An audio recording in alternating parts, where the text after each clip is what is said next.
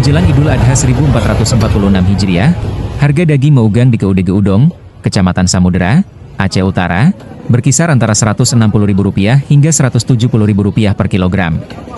Meskipun suasana pasar tampak ramai, para pedagang mengaku pembeli daging tahun ini lebih sepi dibandingkan tahun sebelumnya. Mahmudin menyebut daya beli masyarakat menurun karena faktor ekonomi. Banyak petani belum bisa membajak sawah, sehingga tidak memiliki penghasilan. Tadi pagi, harga daging sempat dijual Rp170.000 per kilogram, namun siang hari turun menjadi Rp160.000.